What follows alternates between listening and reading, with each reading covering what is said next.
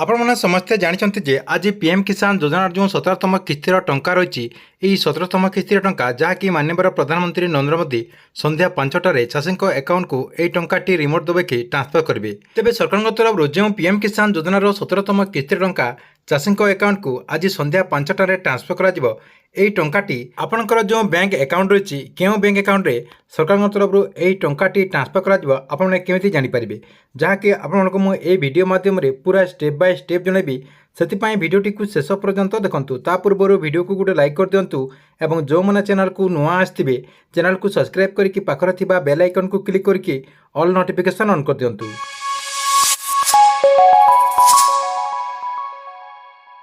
देखंतु चाषी भाई मान को पीएम किसान योजना जो 17तम किस्तिर टंका मिल 17तम किस्तिर टंका चाषी केउं अकाउंट को आसब मैंने समस्ते जानी गोटे चाषीर भिन्न भिन्न अकाउंट थे जहाँकि से स्टेट बैंक में खोली था सहित आपंकर बैंक ऑफ बरोदा खोली था सहित आपंकर पोस्टाल पेमेंट बैंक में अकाउंट खोली था एमती से भिन्न भिन्न अकाउंट थाए जहाँकि से जानीपारती जे पीएम किसान योजना अधीन जो सरकार तरफ टंका ट्रांसफर कर केउं अकाउंट को यही टंकाटी आसी। तेबे आपने केमिति चेक करके जानीपारे जे एथर जो पीएम किसान योजनार 17तम किस्तिर टंका जो सरकार तरफ ट्रांसफर कर टंकाटी आपणकर केउं अकाउंट को आसीबो। आपनको चेक करबा हेले आपणक मोबाइल किंबा कंप्यूटर जेकोसी गोटे ब्राउजर टी को ओपन करदेबे।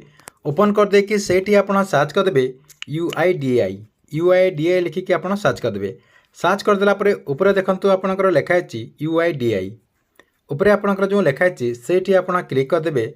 सेठी क्लिक करदेला परे देखंतु आउ गोटे पेज ओपन हो गला जहाँकि ये आपंकर बहुत सारा लैंग्वेज शो करछि।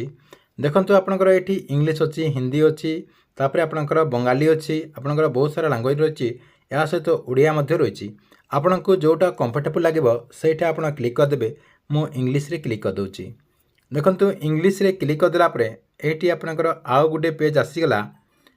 देखंतु आउ गोटे पेज आसीगला परे आपण कौन करेंगे ये आपणकर देखंतु लिखाई चेक आधार स्टेटस ये आपणकर जो चेक आधार स्टेटस लिखाई ये आप क्लिक करदे।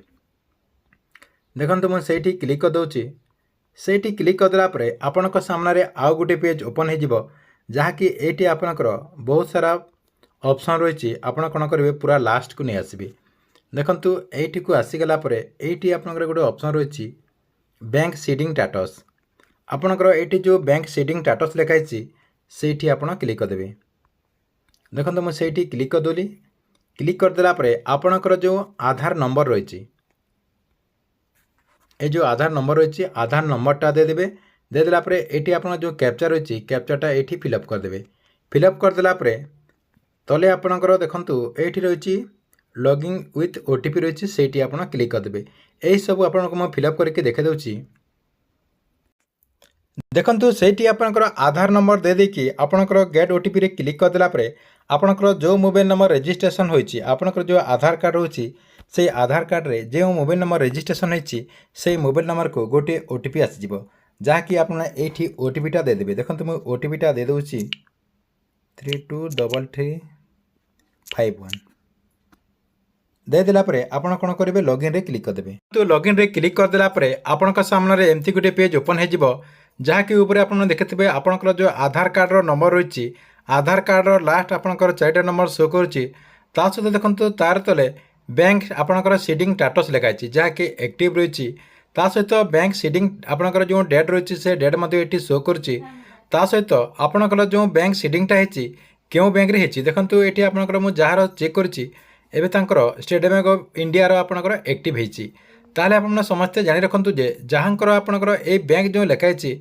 बैंक रे आपंकर जो बैंक लिखाई से बैंक रे आपने पीएम किसान योजना जो 17तम किस्तिर टंका आसीबो से टंका आपने से अकाउंट रे पाई परिबे। ठीक अच्छे यही प्रोसेस रे आपन चेक करि परिबे।